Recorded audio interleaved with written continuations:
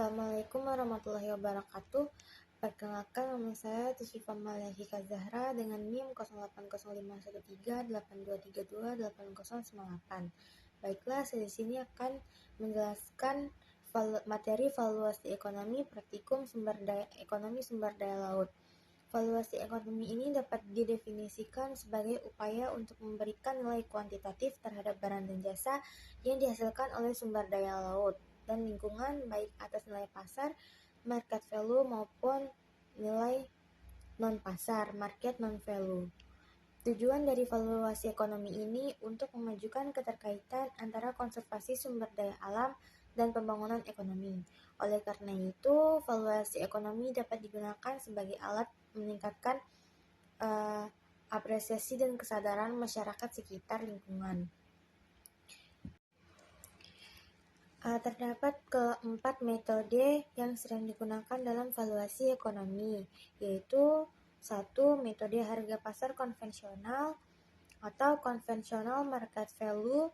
Yang kedua, ada metode pasar pengganti atau surrogate market.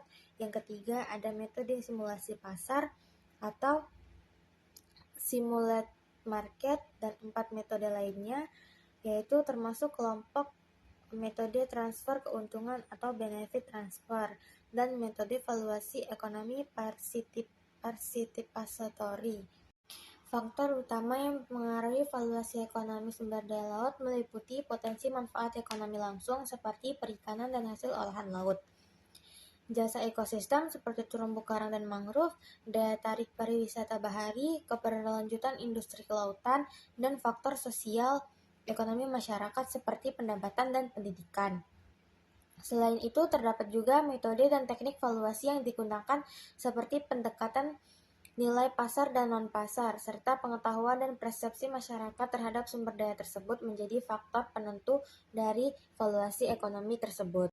Dan terdapat pula tujuan valuasi ekonomi ini, yaitu 1. Sebagai dasar pengelolaan berkelanjutan.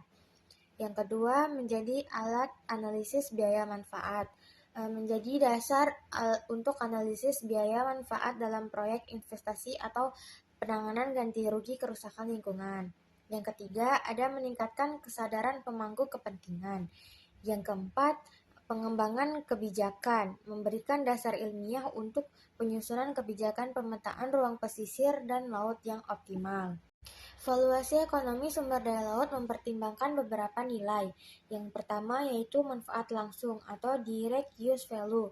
Nilai dari barang dan jasa yang digunakan secara langsung seperti hasil tangkapan ikan, lobster, rumput laut, atau kegiatan rekreasi di pantai.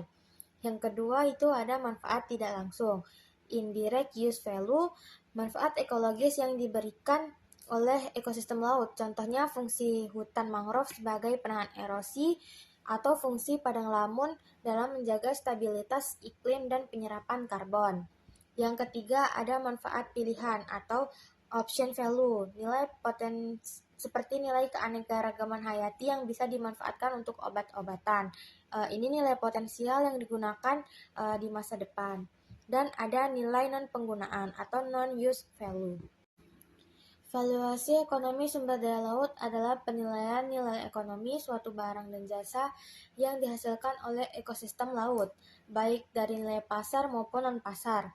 Untuk memahami pentingnya sumber daya tersebut bagi manusia dan sebagai dasar pengelolaan berkelanjutan, proses ini dilakukan dengan menghitung berbagai jenis hasil manfaat seperti manfaat langsung dari hasil perikanan dan rekreasi, serta manfaat tidak langsung seperti dari penyerapan karbon dan keanekaragaman hayati.